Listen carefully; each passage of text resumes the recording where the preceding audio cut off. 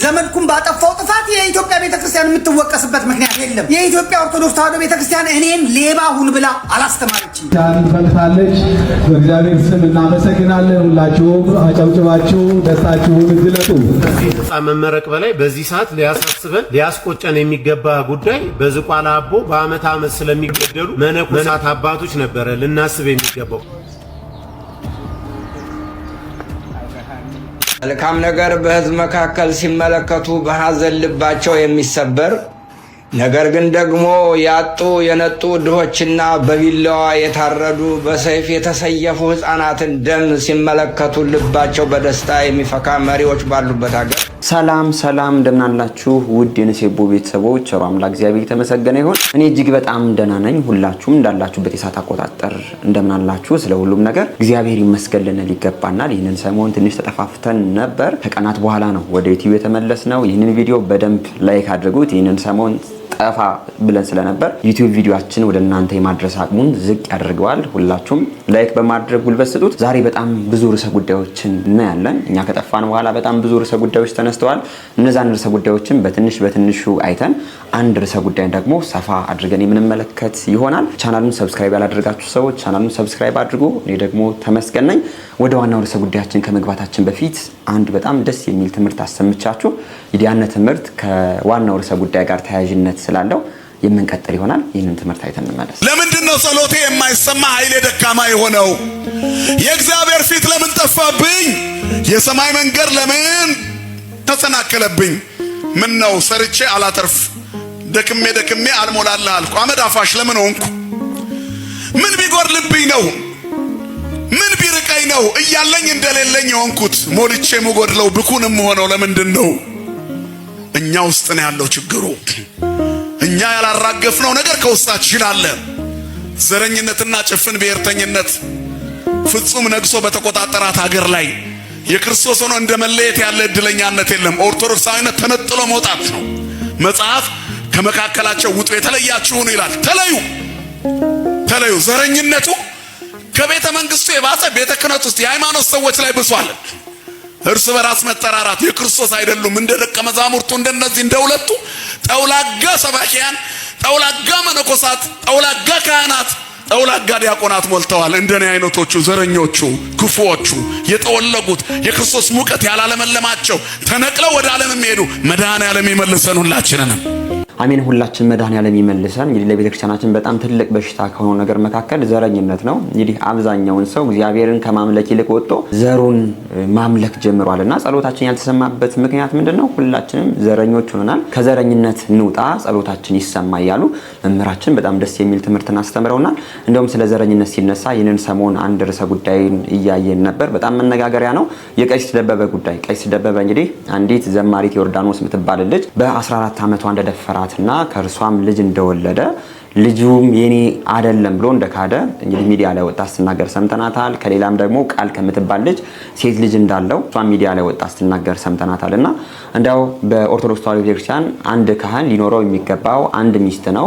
መውለድም ያለበት ከአንዱ ሚስት ነው እንጂ ከሌላ ቦታ ሄዶ እንኳን መድፈር ነውና ሴትን ልጅ እንኳን መውለድን አይችልም የነበር። ይሰውዬ ግን ይህንን ነገር ፈጽሟል። ይህንን ነገር ፈጽመሃል፣ ይህ ደግሞ የካህን ተግባር አይደለም ተብሎ ሲጠየቅ የመለሰው መልስ በጣም የሚያስቀና እንዲያው ከአንድ አይምሮ ካለው ሰው የማይጠበቅ መልስን ሲመልስ ሰምተናልና እሱን ቪዲዮ አይተን እንመለስ። ድርጊቱን አልፈጸምኩም፣ ይሄ የደረሰብኝ ውንጀላም በኦሮሞነቴ ምክንያት ነው፣ የዲኤንኤ ምርመራም አልሰጥም፣ እውነቱ እንዲወጣ ፈልጋለሁ፣ የራሴንም ጥረት አደርጋለሁ በማለት ለምርመራው ዝግጁ መሆኑን ገልጾ ነበር። ይህ ምላሽ ምንም እንኳን ክህደት ቢሆንም ቢያንስ ለህጋዊና ሳይንሳዊ ሂደት በሩን ክፍት የሚያደርግ ይመስል ነበር። ነገር ግን ከዚህ የጉባኤ ስብሰባ በኋላ የወጡ መረጃዎችና በተለያዩ መድረኮች የተሰሙ ንግግሮች እንደሚያሳዩት ቀሲሱ ክሱን ከማስተባበል አልፎ ጉዳዩን ወደ ሌላና አደገኛ አቅጣጫ ለመቀየር ሞክሯል። በዘመድኩን በቀለ ዝግጅት ላይ እንደተገለጸው ቀሲሱ ይህ ሁሉ ወንጀል የቀረበበት በፈጸመው በደል ሳይሆን በኦሮሞነቱ ምክንያት እንደሆነ አዲስ መከራከሪያ አቅርቧል። እኔ ጠላት አለኝ፣ ኦሮሞ ያልወለደውን ሰብሳቢ ነው፣ ብዙዎች ይቀኑብኛል በማለት የጥቂት ሰዎችንም ስም ጠቅሷል። ክሱን በብሔር ማንነቱ ላይ የተቃጣ የፖለቲካ ዘመቻ ለማስመሰል እንደሞከረም ተገልጿል። ይህ የብሔር ካርድ ብዙዎችን ያስደነገጠና ያሳዘነም ሆኗል።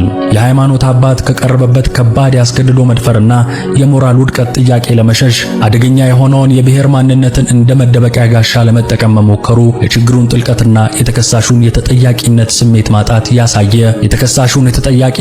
ማጣት ያሳየ ክስተት ሆኖ ተወስዷል። ካህን ብሔር የለውም በማለት ብዙዎች የተቹት ይህ አካሄድ የተከሳሹን አቋም የበለጠ አጠራጣሪ አድርጎታል። የክርስትና አስተምህሮ በተለይም የክህነት አገልግሎት ከብሔር ከጎሳና ከማንኛውም ምድራዊ ማንነት በላይ መሆኑ እየታወቀ እንዲህ አይነት መከራከሪያ ማቅረቡ እውነተኛውን ጥያቄ ከማድበስበስ ውጪ ሌላ ትርጉም እንደሌለው ብዙዎች ተናግረዋል። ከዚህም በላይ አስደንጋጩና የጉዳዩን አቅጣጫ ሙሉ በሙሉ ያጨለመው ግን ቀሲሱ እውነቱን በማያሻማ ሁኔታ ሊያረጋግጥ የሚችለውን የዲኤንኤ ምርመራ ለማድረግ ፍጹም ፈቃደኛ አልሆንም በማለት በፍጹም አልሰጥም የሚል አቋም እንዳንጸባረቀ መነገሩ ነው። ይህ ነጥብ ከዚህ በፊት ከተናገራቸው ነገሮች ሁሉ ጋር ይጋጫል። በጉባኤው ፊት ቀርቦ እውነቱ እንዲወጣ ፈልጋለሁ ያለው ግለሰብ እውነቱን ሊያወጣ የሚችለውን ብቸኛ ሳይንሳዊ መንገድ ለምን ይሸሻል? ንጹህ ነኝ የሚል ሰው ንጽህናውን በአጭር ጊዜ ውስጥ ሊያስመሰክርለት የሚችለውን ምርመራ ለምን ይፈራል? ይህ ዲኤንኤ አልሰጥም የሚለው አቋም በብዙዎች ዘንድ እንደ የጥፋተኝነት ማረጋገጫ ተወስዷል። አንድ ሰው በጽኑ አላደረኩም ካለ ቀጣዩ እርምጃ መሆን የነበረበት በየትኛውም የዓለም ክፍል ሄጄ ተመርምሬ ንጽህናዬን አስመሰክራለሁ ማለት ነበር። ነገር ግን ይህ አለመሆኑ የቀረበበትን ክስ የበለጠ አሳማኝና የእርሱን ክህደት ደግሞ የበለጠ አጠራጣሪ አድርጎታል። በአጭሩ የተከሳሹ ምላሽ በሶስት እርስ በርሳቸው በሚጋጩ ነጥቦች የተሞላ ነው። በጉባኤው ፊት እውነቱ ይውጣ ማለቱ፣ ከጉባኤው ውጪ የተከሰስኩት በብሔሬ ነው ማለቱና በመጨረሻም እውነቱን ሊያወጣ የሚችለውን ምርመራ አላደርግም ማለቱ። ይህ የተምታታና እርስ በርሱ የሚጋጭ ምላሽ የፍትህን መንገድ ከማጥራት ይልቅ የውዝግቡን ጭጋግ የበለጠ ያዳፍነዋል። የዋሽንግተን ዲሲ ሀገረ ስብከት የወሰደው ታሪካዊ ውሳኔና የቀሲስ ደበበ እስጢፋኖስ ስልጣነ ክህነትን ማገዱ ለዓመታት በዝምታ ሲሰቃዩ ለነበሩት ሰለባዎች ትልቅ የድል ብስራት ነበር። ለ15 ዓመታት የታፈነው ጩኸታቸው በመጨረሻ በተቋም ደረጃ ጆሮ ማግኘቱ በልባቸው ውስጥ ለረጅም ጊዜ የጠፋውን የተስፋ ጭላንጭል እንደገና አብርቶታል። ዘማሪት ዮርዳኖስ ደረጀ የሀገረ ስብከቱን ውሳኔ የያዘውን ደብዳቤ ስታነብ የተሰማትን ስሜት ስትገልጽ ቃላቶቿ በደስታና በእንባ የታጀቡ ነበር።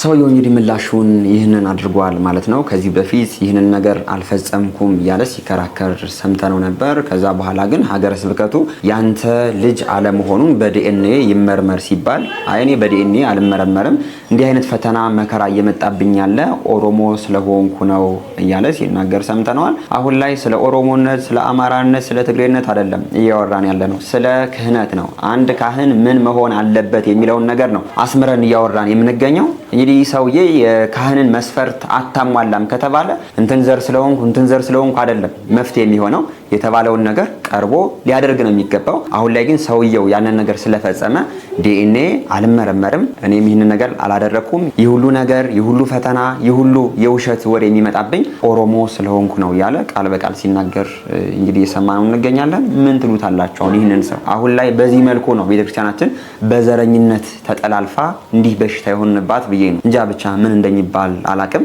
ይህ ሰው ግን ሀገረ ስብከቱ ክህነቱ እንዳነሳበት የሰማን እንገኛለን። ያው ይህ ሰውዬ ዲኤንኤ ከተመረመረ በኋላ መጨረሻው ምን እንደሆነ ከታወቀ በኋላ ሌሎች ሰዎችም ይጋለጣሉ ብለን ተስፋ እናደርጋለን። ይህ ሰው ግን ምክንያቱን ይህንን አድርጓል ማለት ነው።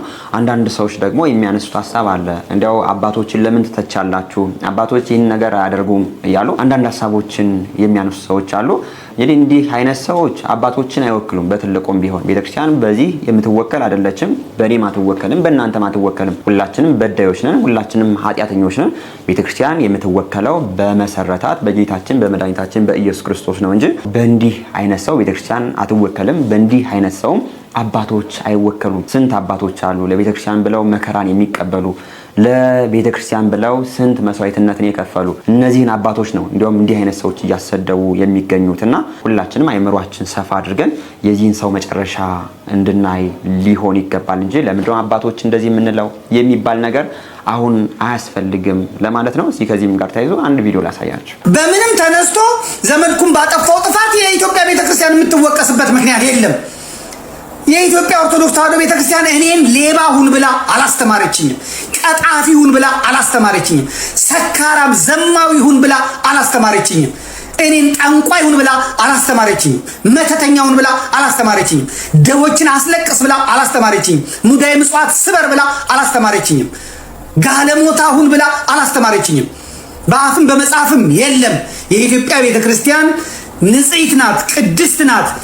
አልቦ ነውር ምንም ነውር የሌለባት ቤተክርስቲያኒቷ ማለት ነው። ዘመን ያመጣቸው የቤተክርስቲያኒቷ ወኪሎች አስተማሪዎች የተባሉ ሳይገባን አውደ ምሕረቱ ላይ የወጣን ሰዎች ግን ቆሻሾች ልንሆን እንችላለን። ባለጌዎች ስዶች ልንሆን እንችላለን። አዎ ብዙ ሰው አልቅሷል። የስንት ህፃናት የስንት ወጣቶች ክብረ ንጽህና ተገፏል። ከዚህ አልፎ ወንድ የሚደፍሩ ህፃናት የሚደፍሩ ነውረኞች ተፈጥረዋል። ቃሊቲ ሂዱ፣ ቂሊንጦ ሂዱ፣ በየእስር ቤቱ ሂዱ። የመኖክሴ ማት፣ የቄስ ማት፣ የዲያቆን ማት የምናምን ታያላችሁ። እዛ በነውር የገቡ ማለት ነው። በነውር የገቡ ቤተክርስቲያኒቷ አዛ አይደለም፣ ቤተክርስቲያኒቷ ነግራ አይደለም። አንዳንዴ ጥጋብ ሰይጣንም ብቻ አይደለም። አንዳንዱ እኛ የምንሰራውን ኃጢአት ሰይጣን ራሱ ይደመምበታል። በእድሜ ይበልጠናል፣ በተንኮል ይበልጠናል፣ በኃጢአት ይበልጠናል።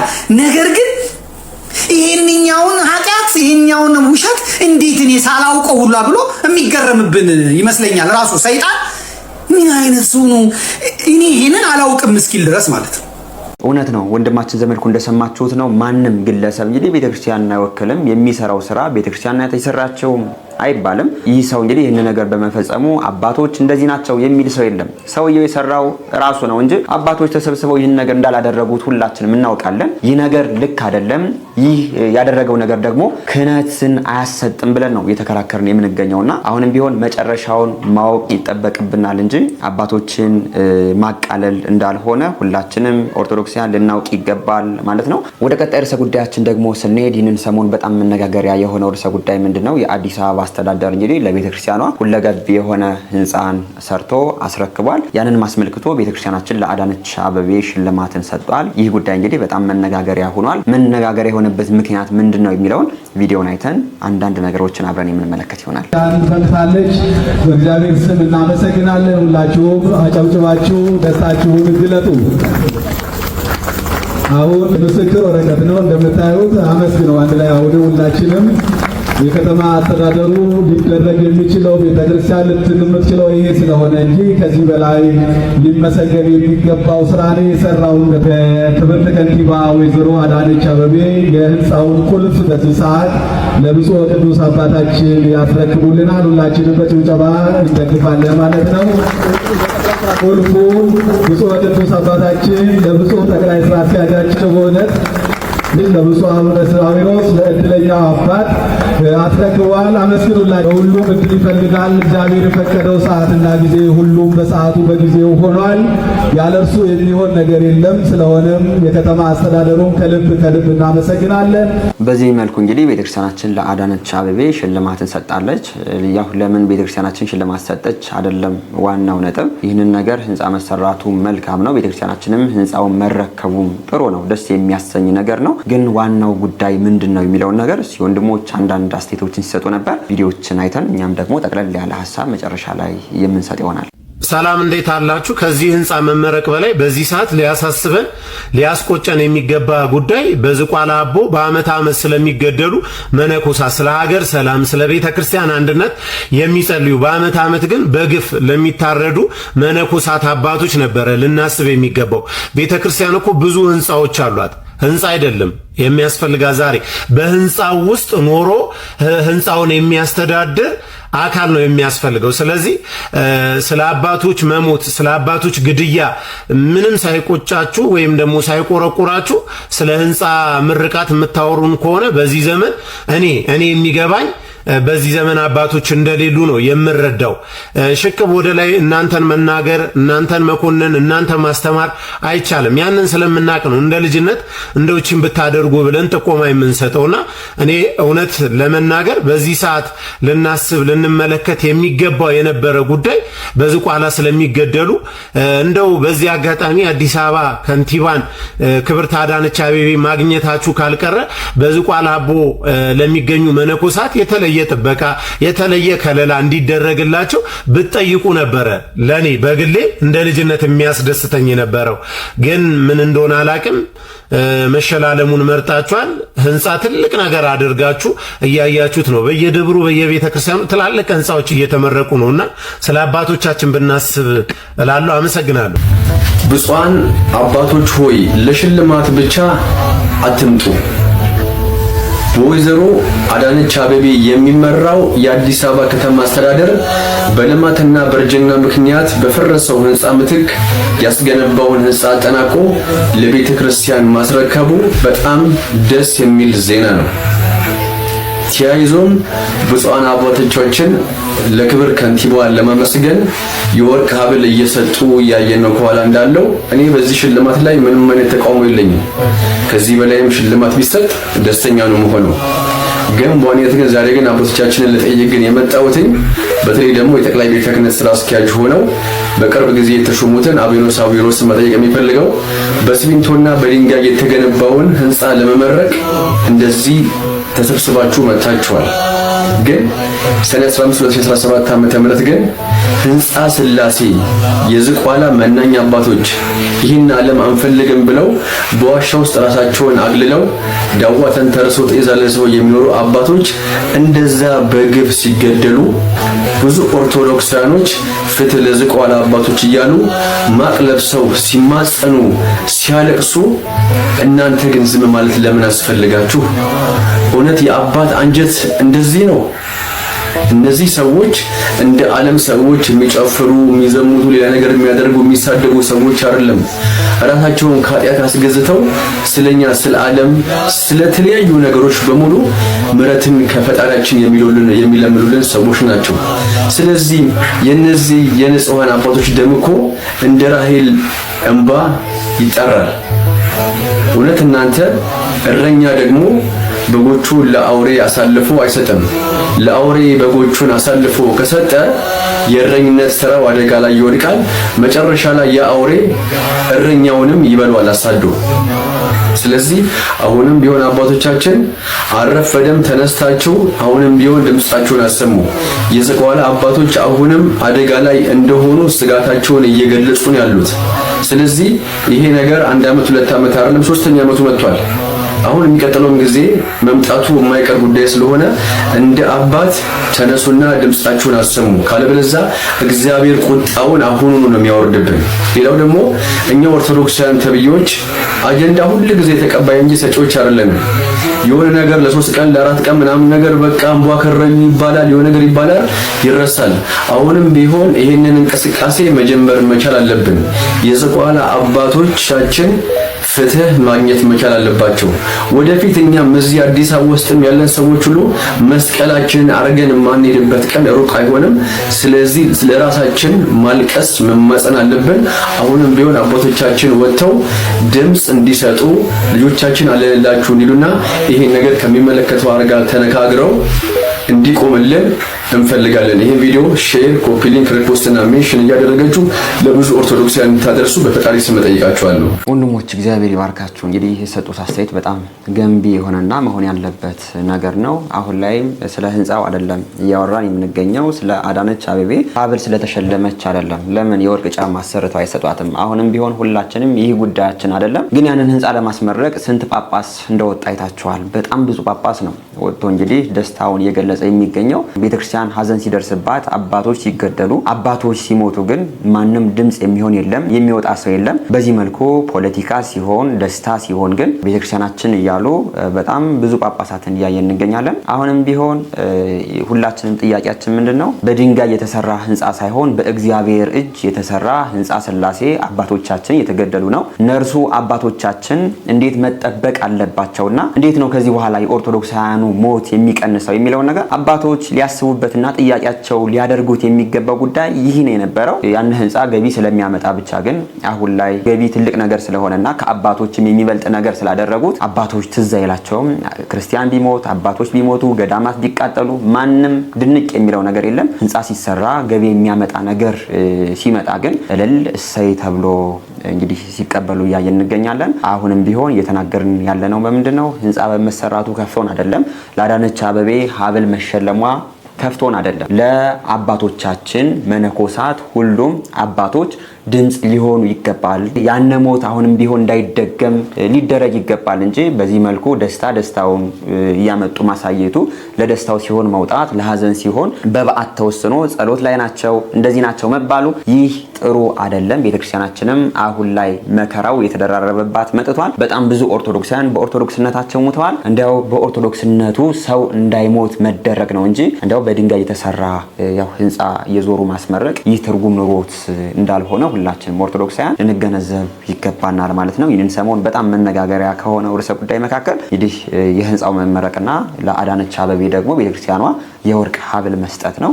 በጣም የሚገርም ነገር ነው ለማለት ነው። እኔም በጣም ደንቆኛል። አባቶችም ስለሞቱት መነኮሳት ምንም ነገር ስላላሉና እንደው ሁላችንም ኦርቶዶክሳውያን አጀንዳችን እንዳንቀይር የአባቶቻችን ደም ፍትህ እንዲያገኝ ልናደርገው ይገባል እንጂ እንደው ዛሬ አጀንዳ ሲመጣ አብረን የምንገለበት ከሆነ ነገም ደግሞ አጀንዳ ሲመጣ አብረን የምንገለበት ከሆነ ዙሮ ደግሞ የዛሬ ዓመት ጠብቆ እንደው ዓመት እንኳን አይቆይም የዛሬ 3 ወር 4 ወር ደግሞ ሌሎች አባቶች ሲሞቱ እንደገና መጮሁ ትርጉም የለውም። ወደ ቀጣይ ቪዲዮአችን ደግሞ ስንሄድ በእንዲህ አይነት አባቶች ስንከፋ ደግሞ እንደው አንዳንድ አባቶች ደግሞ ለምንድነው መነኮሳት የሚሞቱት ብለው ድምጽ ሲያሰሙ እየሰማን እንገኛለን። እንግዲህ ድምጽ ያሰሙት አባት ብፁዕ አቡነ ጴጥሮስ ናቸው። ብፁዕ አቡነ ጴጥሮስ እንግዲህ መንግስት ከሀገር እንዳይገቡ ከልክሏቸው ነበር። እንደገና ቤተክርስቲያኗ አስፈቅዳ ነበር ለሲኖዶስ ምልዓተ ጉባኤ እንዲገቡ ተደርገው የነበረው። አሁንም ከሀገር ወጥተዋል። ከሀገር ውጭ ነው። ግን ይህ ነገር ልክ እንዳልሆነ የአባቶች ሞት መብቃት እንዳለበት ተናግረዋል። ቪዲዮን አይተን እንመለሳለን። የኢትዮጵያ ኦርቶዶክስ ተዋሕዶ ቤተክርስቲያን ካህናትና ምዕመናን ላይ እየወረደ ያለውን የመከራ ዶፍ የሚያቆም ጠፍቶ በየዕለቱ ከዓይኖቻችን የደም እንባ ከማዝነብ በስተቀር ያተረፍነው አንዳችም ነገር የለም። እንባችን የሚያብስ ጠፍቷል። ከጣዕመ ዓለም ርቀው በየዋሻው ዘግተው ለሀገርና ለሕዝብ የሚጸልዩትን አባቶች በአሰቃቂ ሁኔታ መግደል፣ ሌሎችንም አግቶ ማጋዝ የሰሞኑ እንደ አዲስ አጀንዳ በመሆኑ ሐዘናችን የመረረ አድርጎታል። የዚህ ዘመን የኢትዮጵያ ነገር እንባ ባህር ሆኖ ሰው ቢያሰጥም፣ ደም ጎርፍ ሆኖ ሰው ጠራርጎ ቢወስድ የሚሰማ ጆሮ፣ የሚያይ ዓይንና የሚያስተውል አእምሮ የለም ብንል ተገቢነት ያለው አባባል ነው። ይህን የምናገረው ወይ የማስታውሰው ሞት ስለሚያስፈነድቃቸው የተራበ ሰው ሲያዩ ስለሚያስደስታቸውና የበላ የጠጣ ሲያዩና የሰመረ ሕይወት ሲመለከቱ ሐዘን ስለሚሰብራቸው ፖለቲከኞቻችን አይደለም። መልእክቱ ለሁላችን ይልቁንም ለእያንዳንዳችን ነው። መልካም ነገር በሕዝብ መካከል ሲመለከቱ በሐዘን ልባቸው የሚሰበር ነገር ግን ደግሞ ያጡ የነጡ ድሆችና በቢላዋ የታረዱ በሰይፍ የተሰየፉ ሕፃናትን ደም ሲመለከቱ ልባቸው በደስታ የሚፈካ መሪዎች ባሉበት ሀገር የመነኑ ሰዎች መታረድ፣ አዛውንት መምህራንን አፍኖ መውሰድ ምን ሊነግረን ይችላል? ሰው በግፈኞች እያለቀ እየሰማና እየተመለከተ በደስታ ችግኝ ተከላ የሚወጣ ግን ደግሞ ሰዎች ታረቁ ሲባል ነጠላ ዘግዝቆ የሚያለቅስ ክፉ መንፈስ በተጠናወተው የፖለቲካ ስሪት የሰራ አካል ባለበት ሀገር ይህ ለምን ሆነ ብሎ ከመናገርና ከመጠየቅ ይልቅ ይህ የሚቀየርበትን መንገድ ማፈላለግ ነው ቁም ነገሩ። ለዚህ ደግሞ ተግባራዊ ምላሽ ለመስጠት ሁሉም ኢትዮጵያዊ መተባበር አለበት። በዚህ መልኩ እንግዲህ ይህንን ሰሞን ብፁዕ አቡነ ጴጥሮስ በጣም ብዙ ሀሳብን አንስተው የተሰማቸውን ሀዘንና በሀገራችን ላይ አብሶ ደግሞ በኦርቶዶክሳውያን ላይ እየመጣ ያለውን መከራ በዚህ መልኩ ሲገልጹ እየሰማናቸው እንገኛለን። አሁንም ቢሆን አባቶቻችን የቤተክርስቲያንን መከራ፣ የኦርቶዶክሳውያን መሰቃየት፣ የኦርቶዶክሳውያንን መገደል፣ የኦርቶዶክሳውያንን ካደጉበት ከኖሩበት ቀዬ መፈናቀል በዚህ መልኩ አሳስቧቸው ፍትህ እንዲያገኙ እንደው ሊሰሩ ይገባል እንጂ መመራረቁ፣ መወዳደሱ ይህ መልካም ስራ አይደለም። አሁንም ቢሆን እንዲህ አይነት አባቶችን እግዚአብሔር ያብዛልን ነው የምንለው። አሁንም ቢሆን ፍትህ የምንጠብቀው ከመድኃኔዓለም ነው እንጂ ሌላ ቦታ ፍትህ ይመጣል ብለን ሁላችንም ኦርቶዶክሳውያን አንጠብቅም። እንደው አባቶቻችን አሁን ያሉበት ሁኔታ ለቤተክርስቲያን በጣም አስጊ ሁኔታ ላይ እንደሆነ ሁላችንም ኦርቶዶክሳውያን እንግዲህ እያየን እንገኛለን። እግዚአብሔር የሀገራችን ሰላም የቤተክርስቲያናችን ትንሳኤ ያምጣልን። ከዚህ ርዕሰ ጉዳይ ሳንወጣ የአባቶቻችን ሀዘን ሳንጨርስ አሁንም ቢሆን አንድ ካህን እንደሞቱ እንደተገደሉ ሰምተናል። እኚህ ካህን የተገደሉ ማን ይባላሉ የሚለውን ነገር እስኪ አንድ ቪዲዮ ላሳያችሁ። በምስራቅ አርሲ ሮቤ ወረዳ ቤተ ክህነት የገደብሳ ደብረ ሰላም መድኃኔዓለም ቤተክርስቲያን አገልጋይ የሆኑት ካህን ቀሲስ ተስፋዬ ረታ ሰኔ 21 ቀን 2017 ዓ.ም ነው ከምሽቱ 1 ሰዓት ከ30 አካባቢ በታጠቁ ኃይሎች በአሰቃቂ ሁኔታ መገደላቸው የተነገረው ማለት ነው። የሚያሳዝነው የሚያስገርመው ደግሞ ባለቤታቸውን በተመሳሳይ ሁኔታ መገደላቸው የተገለጸ ሲሆን በአካባቢው እንግዲህ ካህኑ የተወለዱበትና ከድቁናም ጀምሮ በአሁኑ ወቅትም በቤተ ክርስቲያን በቅስና ማዕረግ እያገለገሉ ነበርም ተብሏል። የካህኑ ቀብር ስነ ስርዓትም እንግዲህ ሰኔ 22 ቀን 2017 ዓ.ም ከቀኑ 5 ሰዓት በሮቤ ደብረ ጽዮን ቅድስት ማርያም ቤተ ክርስቲያን መፈጸሙን መረጃው ያመለክታል። በቃ ይገደላሉ፣ ሞተው ይቀበራሉ። በቃ አለቀ። ከዚህ የዘለለ ፍትህ ኬትና መቼ እንደሚገኝ አላውቅም። ወንድማችን ነጋሽ እንደሰማችሁት ነው። ሁሌም ቢሆን ስለ ሀዘን መናገሩ በጣም ያሰለቻል፣ በጣም ምርር ይላል። እንደው እግዚአብሔር አሁንም ቢሆን ለሀገራችን ለቤተክርስቲያናችን መፍትሄ ያምጣላት ነው የምንለው።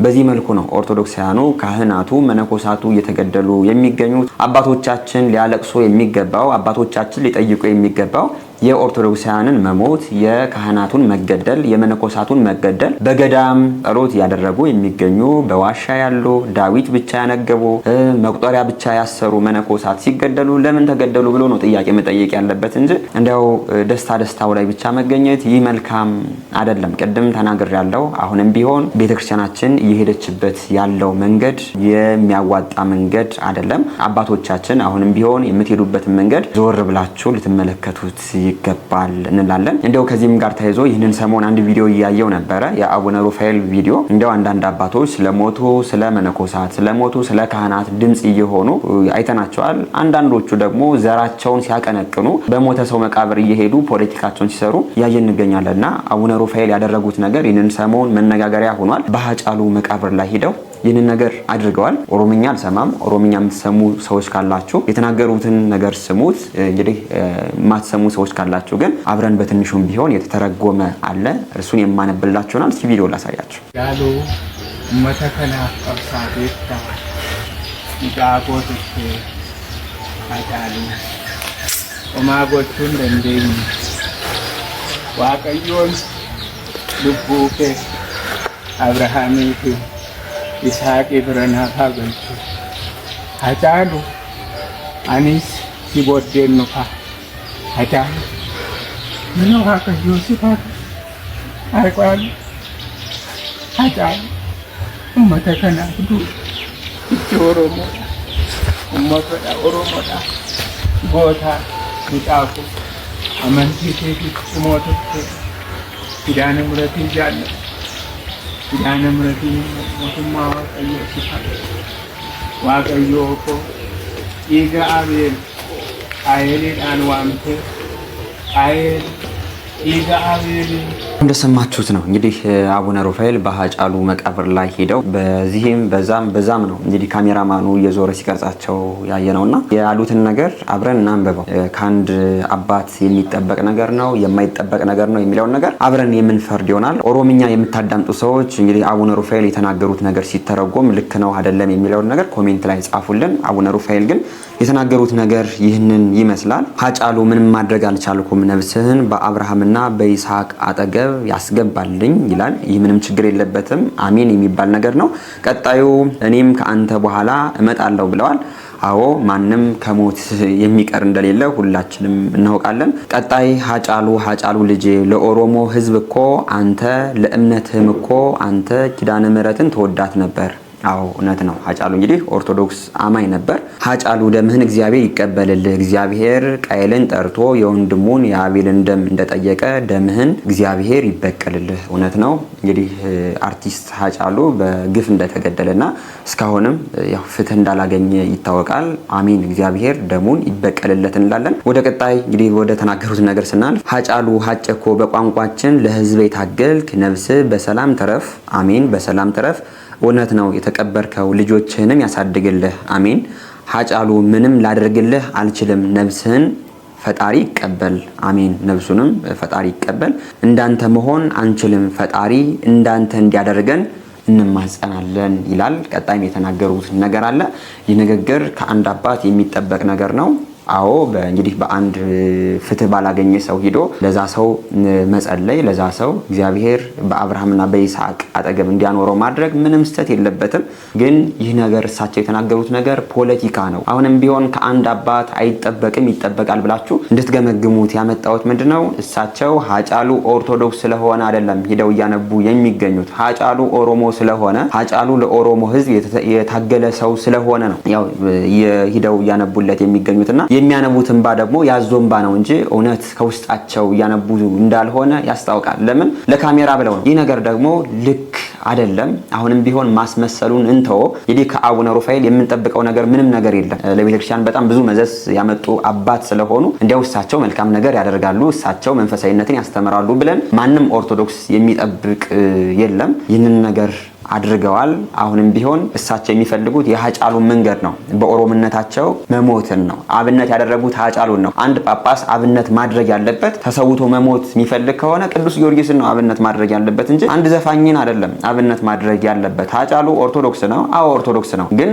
በኦርቶዶክስ ተዋሕዶ ቤተክርስቲያን ደግሞ ዘፋኝ እንደማይጸድቅ ይታወቃል። አንድ ጳጳስ አብነት ማድረግ ያለበት ዘፋኝን ሳይሆን አንድ ቅዱስ አባትን ነው እንጂ በዚህ መልኩ ዘግጦ መታየት የአንድ አባት ባህሪ አይደለም። ቅድም በመጀመሪያው ቪዲዮ እንደተናገርኩት እንግዲህ እንዲህ አይነት አባቶች ናቸው በጅምላ አባቶቻችን ያሰደቡ የሚገኙት። እንዲያው አንድ ሰው ሲሳሳት አባቶች ተሳሳቱ ሳይሆን የተሳሳተው አንድ ሰው ነው። ያነሰው ደግሞ መስተካከል አለበት ብዬ ቅድም ያነሳሁት ሐሳብ እንግዲህ የሚጠቅመው ለእንዲህ አይነት ሰዎች ነው። እንግዲህ እንዲህ አይነት ሰዎች አሁንም ቢሆን መንገዳቸውን ይህን አድርገዋል። እነሱ ማልቀስ የነበረባቸው ይህንን ሰሞን በሞቱት አባቶቻችን ነበር። እነዚህ ሰዎች ማልቀስ የነበረባቸው ይህንን ሰሞን በታረዱት ካህናት ነበር። ይህን ነገር አላደረጉም።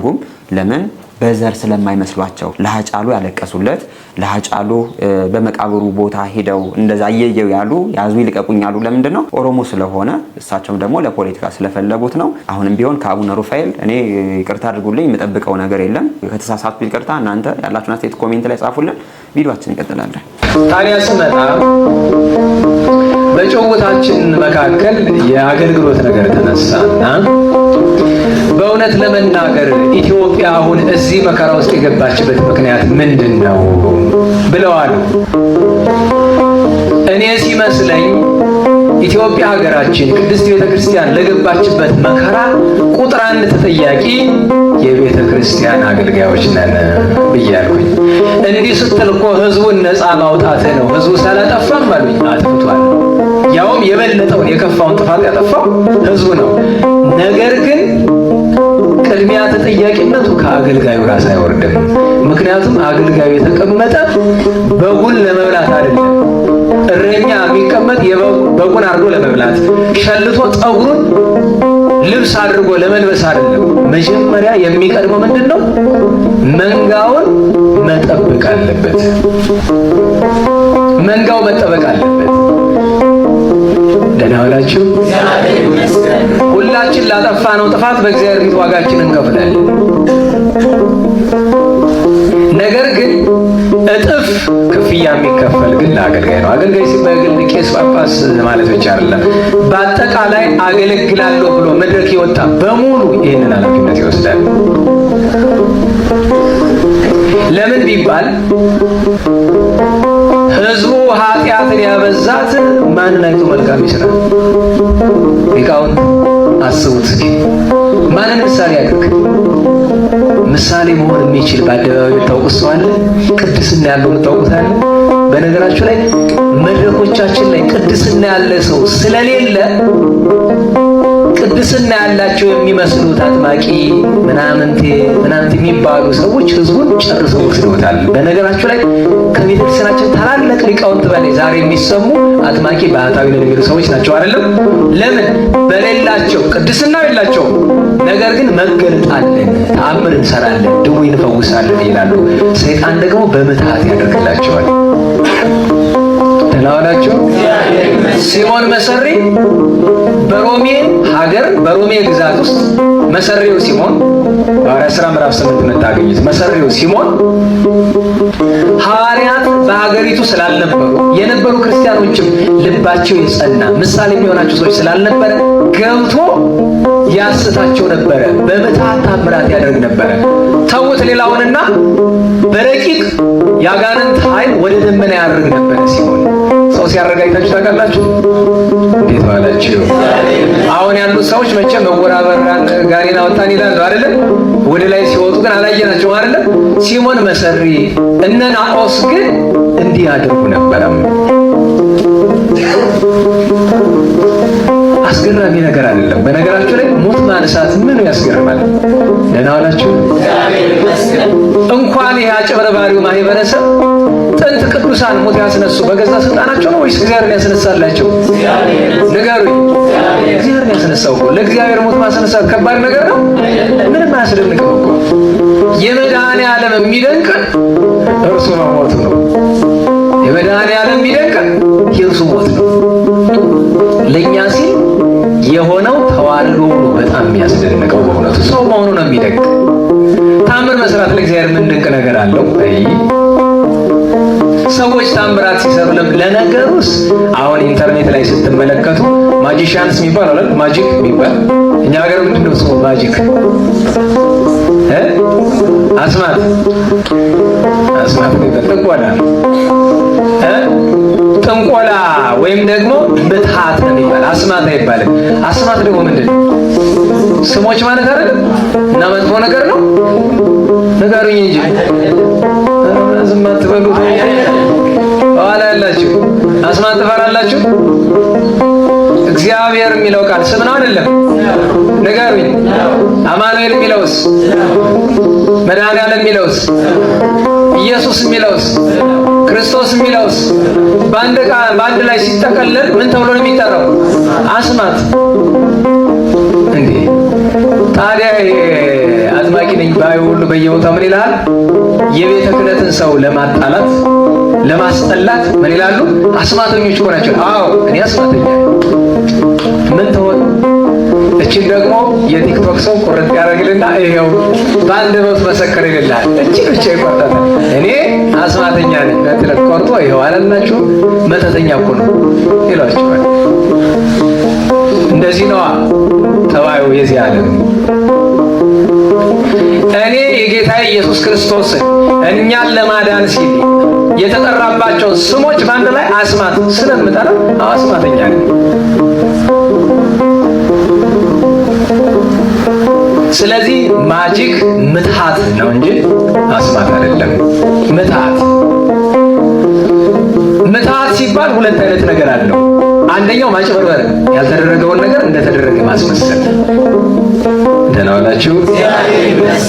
ያልተደረገውን ነገር ለምሳሌ በውሃ ላይ የሚሄዱ ማጂሻን ሳይታችሁ ከሆነ ውሃው ላይ አይደለም የሚሄዱት። ከውሃው ላይ የተወሰነ ሴንቲሜትር ውስጡ ነው ከውሃው ጋር መመሳሰል የሚችል ነገር ተነጥፎላቸው ነው አብዛኞቹ የሚሄዱት። ይህ ምን ይባላል? ማጭበርበር ይባላል። አንዳንዶቹ ደግሞ አጋንንት ያደርጉላቸዋል። በነገራችሁ ላይ